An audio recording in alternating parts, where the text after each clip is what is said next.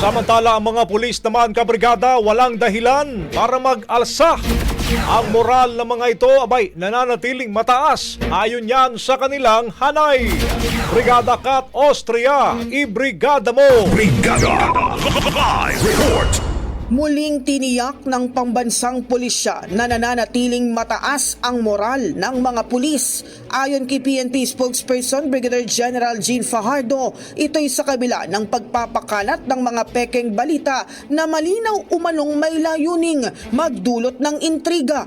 Kabilang na anya rito ang umano'y pagbibitiw sa tungkulin ng ilang aktibong pulis matapos ang pagkakaaresto kay dating Pangulong Rodrigo Duterte. Paglilinaw ni Fajardo, walang aktibong pulis ang nagbitiw sa serbisyo at tinawag na itong napakalaking fake news.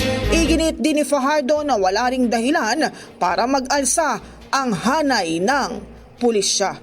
In the heart of changing lives, ito si Brigada Kat Austria ng 105.1 Brigada News sa Manila, the Music and News Authority. Brigada Balita Nationwide sa tanghali. Ang bahaging ito ay hatid sa atin ng Power Cell Soya Coffee. Masarap araw-arawin.